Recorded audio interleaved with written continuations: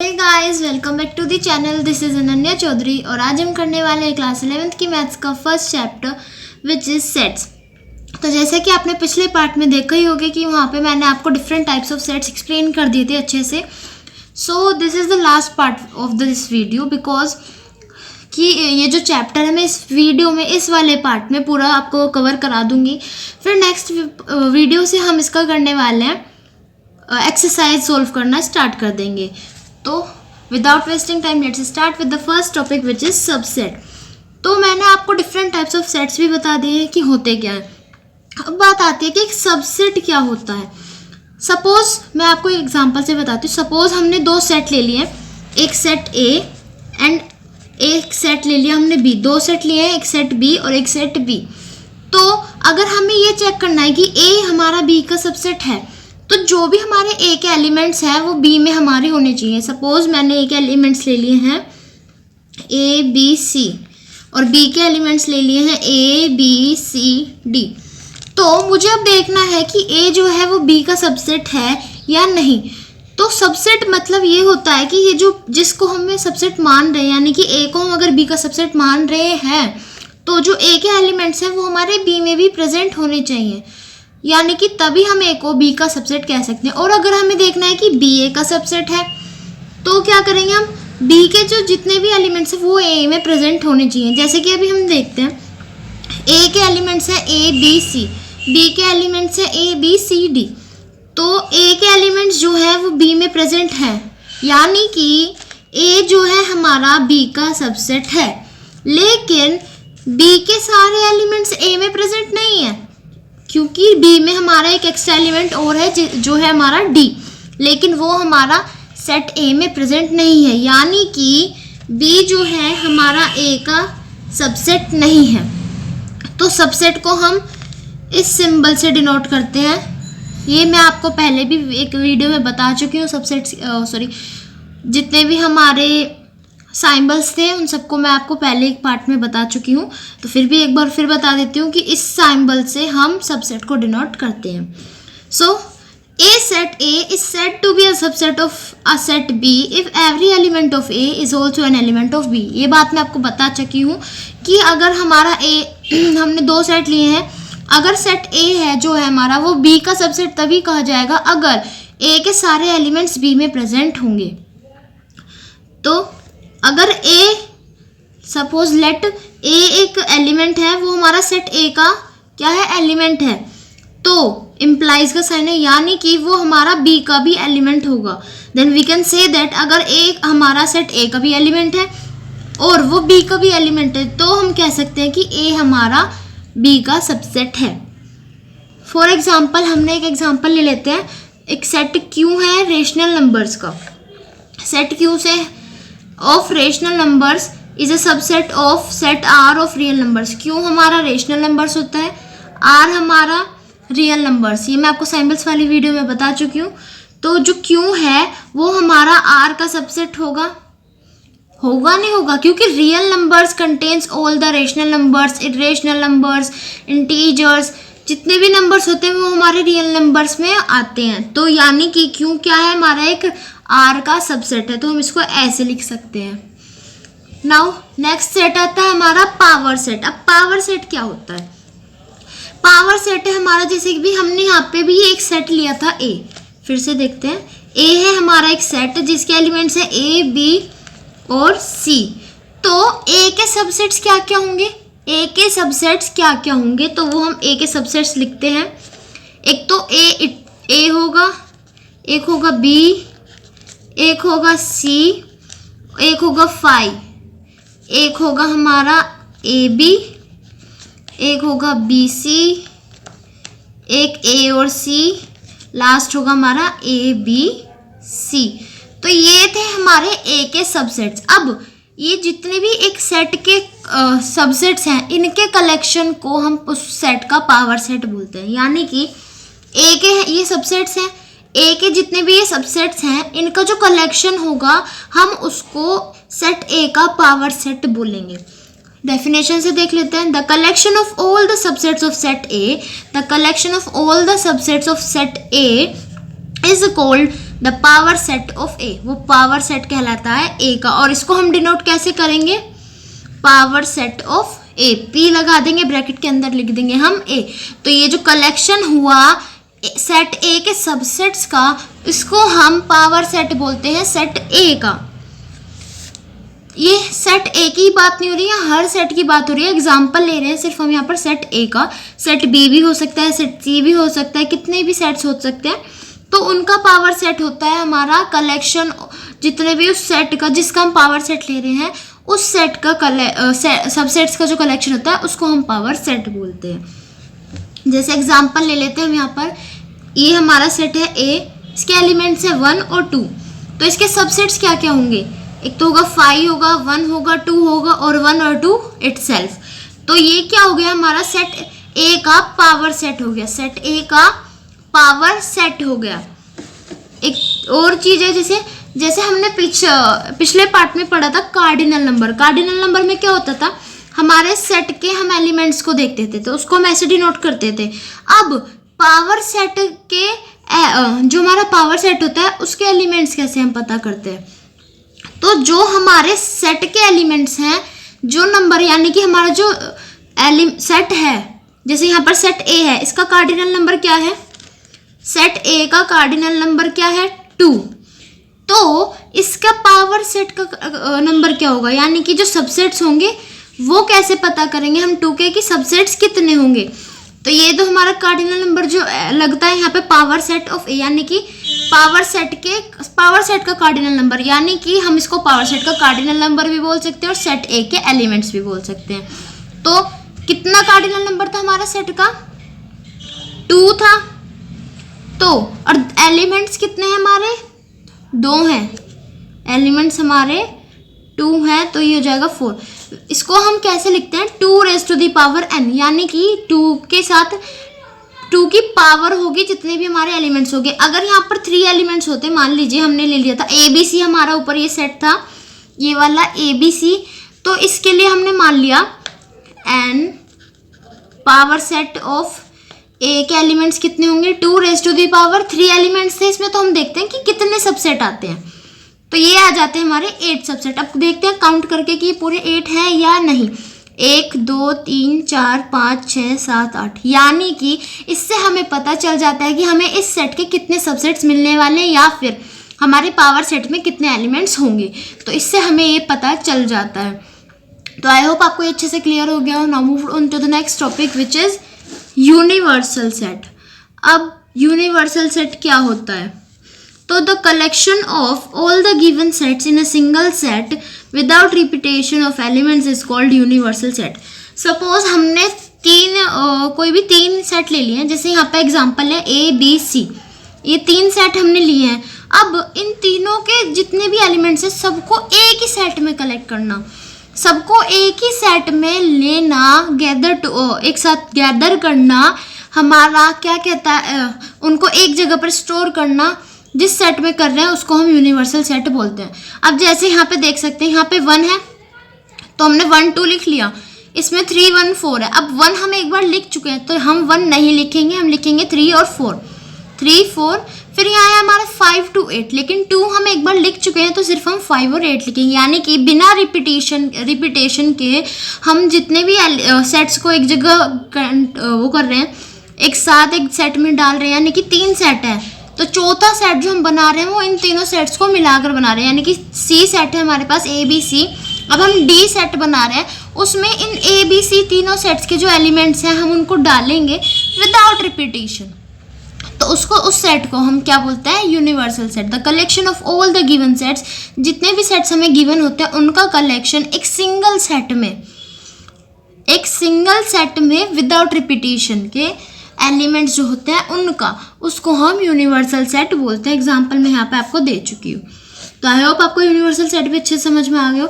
अब चलते हैं हम सेट्स पे ऑपरेशन, यानी कि जैसे हम मैथमेटिक्स में हम पढ़ते हुए प्लस माइनस, तो यहाँ पर भी वही हम ऑपरेशन हम यहाँ पर पढ़ने वाले हैं।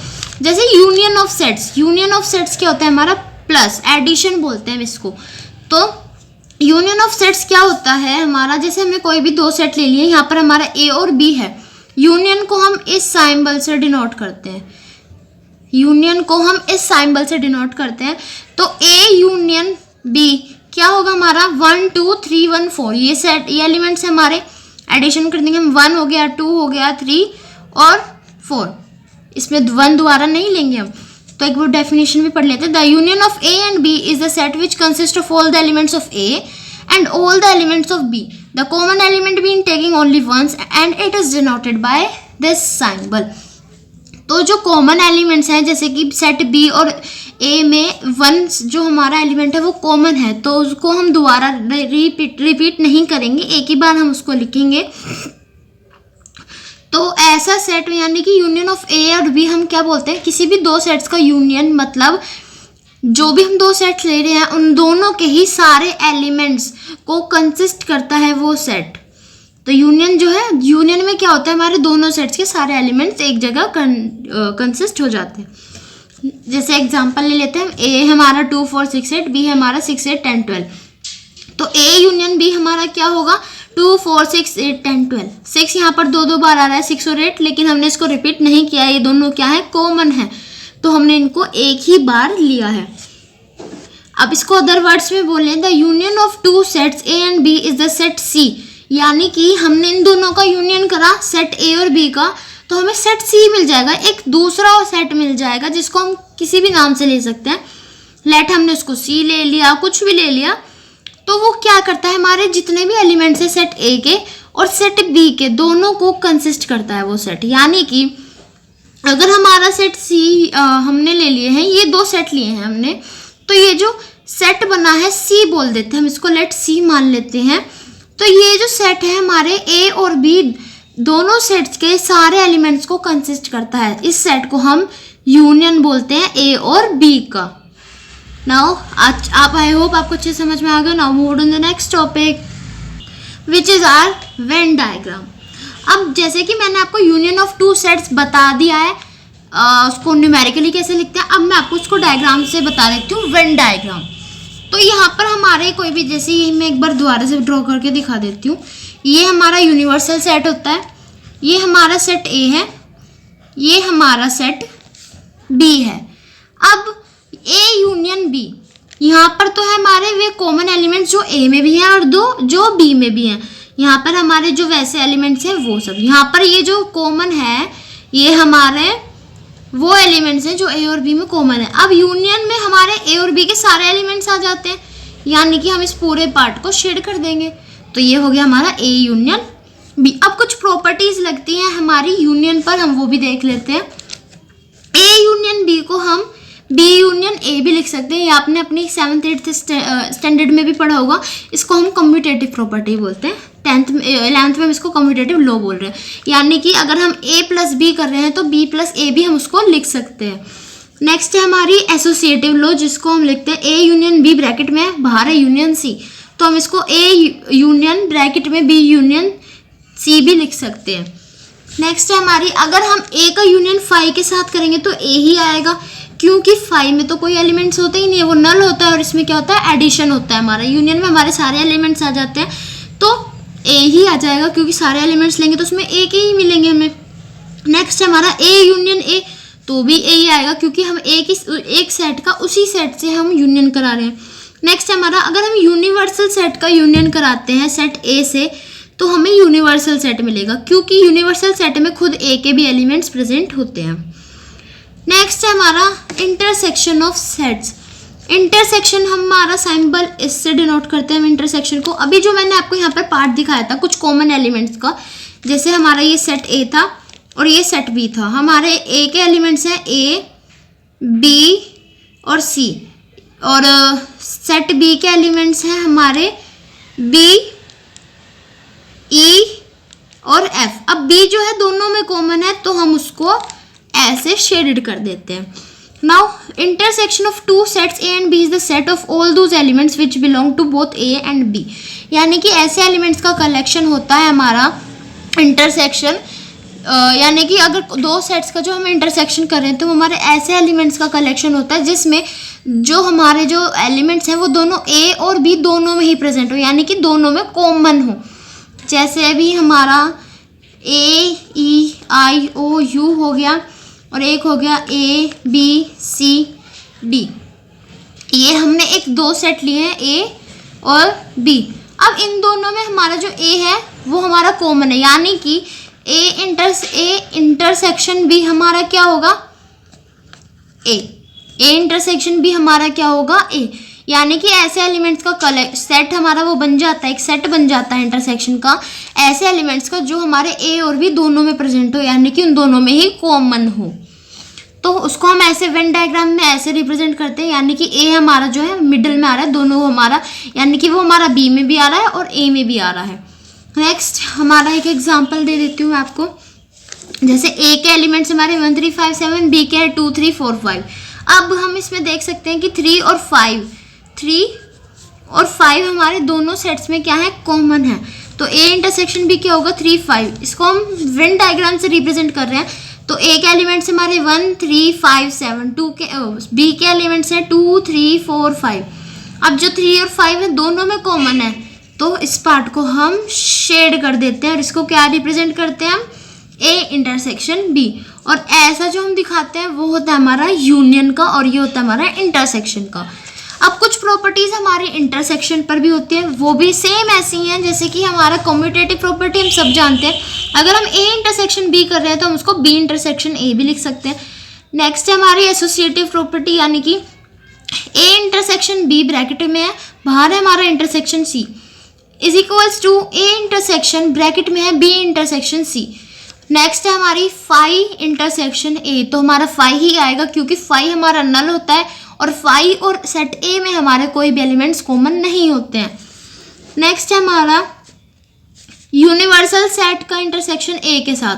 तो यूनिवर्सल सेट में हमारे सेट A का भी एडिशन होता है, यानी कि अगर कोई भी हमारे पास 3 सेट्स थे A B C, उनमें से हम सेट A का यूनिवर्सल सेट तो हमारा A B C तीनों से बना है। लेकिन अगर हम सेट A का यूनिवर्सल सेट के साथ इंटरसेक्शन करते हैं तो सेट A के एलिमेंट्स जो है वो यूनिवर्सल सेट में कॉमन रहेंगे, तो सेट A ही हमें मिल जाएगा क्योंकि सेट यूनिवर्सल सेट में भी सेट A के एलिमेंट्स प्रेजेंट होंगे, तो वही कॉमन हमें मिलेंगे। नेक्स्ट है A का इंटरसेक्शन A के साथ कराएंगे तो A ही मिलेगा। नेक्स्ट है हमारी A इंटरसेक्शन ब्रैकेट में B union C, A intersection bracket में B यूनियन C। अब यहाँ पर देखते हैं ये हमारी डिस्ट्रीब्यूटिव प्रॉपर्टी होती है, यानी कि A इंटरसेक्शन को हम B के साथ भी कर देंगे और A इंटरसेक्शन को हम C के साथ भी कर देंगे, बीच में आ जाएगा हमारा यूनियन, यानी कि A intersection B union A intersection C, ये हमारी डिस्ट्रीब्यूटिव लॉ होता है। नेक्स्ट है हमारा डिफरेंस ऑफ सेट्स। जो the difference of the sets A and B in this order is the set of elements which belong to A but not to B। यानी कि अगर हम A माइनस B कर रहे हैं तो जो भी हमारे B के एलिमेंट्स होंगे वो हमारे A में से हट जाएंगे, यानी कि जो हमारे A में प्रेजेंट होंगे वो B में नहीं होंगे। अगर हम A माइनस B कर रहे हैं तो जो एलिमेंट्स हमारे A से बिलोंग कर रहे हैं वो B के नहीं होंगे, और अगर हम B माइनस A कर रहे हैं तो जो एलिमेंट्स हमारे B के होंगे वो A से बिलोंग नहीं करेंगे। सो एग्जाम्पल से समझते हैं, एग्जाम्पल से अच्छे से मजा आएगा। सुनाओ। Take a look on the example which is A set है हमारा जिसमें एलिमेंट्स है 1 2 3 4 5 6। B सेट है हमारा जिसमें एलिमेंट्स है 2 4 6 8। अब हमें क्या कर रहे हैं, हमने किया A माइनस B करेंगे तो A में से हमें B माइनस करना है, A में से हमें B माइनस करना है, यानी कि A में से हमें B के सारे एलिमेंट्स हटा देना है।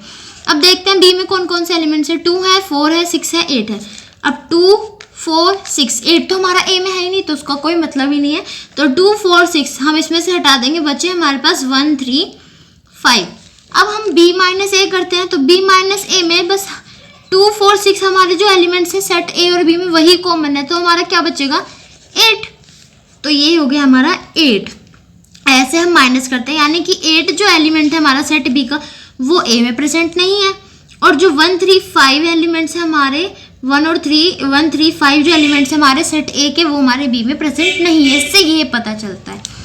नेक्स्ट है complement of a set. Complement मतलब हमारा कोई भी सेट है तो उसका डैश उसका कॉम्प्लीमेंट कहलाता है, यानी कि हमारा एक यूनिवर्सल सेट है, उसमें हमारे कोई भी 4 सेट है A B C D, और उसमें से हमें निकालना है A का कॉम्प्लीमेंट। A का कॉम्प्लीमेंट कैसे निकलेगा, यूनिवर्सल सेट में से हम A को माइनस कर देंगे तो हमें A का कॉम्प्लीमेंट मिल जाएगा। B का कॉम्प्लीमेंट निकालना है तो यूनिवर्सल सेट में से B माइनस कर देंगे तो एक बार डेफिनेशन से पढ़ लेते हैं. Let you be the universal set and A is the subset of universal set. ये तो सबको ही पता है.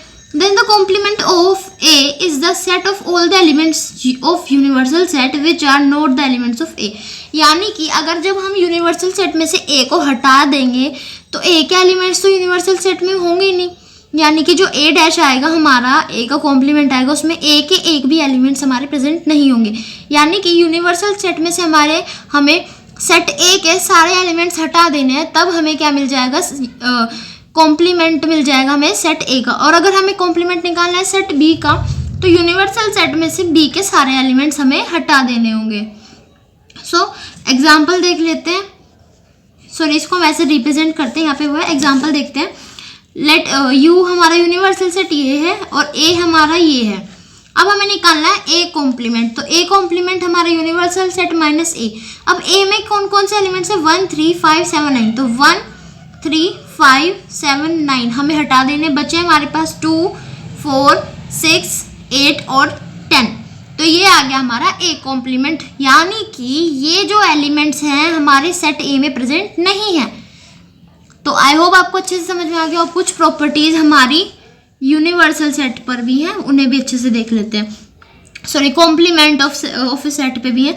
यानी कि अगर ए यूनियन ए कॉम्प्लीमेंट है तो हमें यूनिवर्सल सेट मिल जाएगा. क्योंकि यूनियन में हमें पता है कि अगर दो सेट्स का हम यूनियन कर रहे हैं तो उसमें हमें क्या मिलते हैं, दोनों सेट्स के सभी एलिमेंट्स मिल जाते हैं. और हमने तो क्या करा था, यूनिवर्सल सेट में से ही उसको हटा के इसको कॉम्प्लीमेंट निकाला था. तो हमें वापस यूनिवर्सल सेट मिल जाएगा, क्योंकि इन दोनों सेट्स को हम वापस से यूनियन कर देंगे. इसको हम कॉम्प्लीमेंट लॉस बोलते हैं. नेक्स्ट हमारा ए इंटरसेक्शन ए यूनियन करेंगे तो हमें 5 मिलेगा, यानी कि नल सेट. इसका मतलब हमारा ए सेट ए और सेट ए के कॉम्प्लीमेंट में एक भी एलिमेंट्स हमारा कॉमन नहीं होता है. ये हम पीछे पढ़ चुके हैं. क्योंकि ए कॉम्प्लीमेंट में हमारे वो एलिमेंट्स आते हैं जो हमारे सेट ए में प्रेजेंट नहीं होते हैं. सो नेक्स्ट हमारा डी मॉर्गन्स लॉ, जो कि इम्पोर्टेंट भी है बहुत ज़्यादा. तो इनको पढ़ लेते हैं. ए यूनियन बी का कॉम्प्लीमेंट इज इक्वल्स टू, हम इसको ऐसे भी लिख सकते हैं, A complement intersection B complement. तो इसको याद कर लेना आप. इनको प्रूव करने वाले क्वेश्चंस भी बहुत ज़्यादा आते हैं. अगर ए इंटरसेक्शन बी कॉम्प्लीमेंट है तो इसको क्या उल्टा हो जाएगा, यूनियन का साइन आ जाएगा और इन दोनों के कॉम्प्लीमेंट इनके पास आ जाएंगे. यानी कि A complement union B complement. Next है हमारा ए कॉम्प्लीमेंट का भी कॉम्प्लीमेंट, तो हमें वापस ए मिल जाएगा. लॉ ऑफ डबल कॉम्प्लीमेंटेशन बोलते हैं इसको. So that's all about today's video. I hope you like the video. If you like the video, then do subscribe my channel. Thank you for watching. Bye.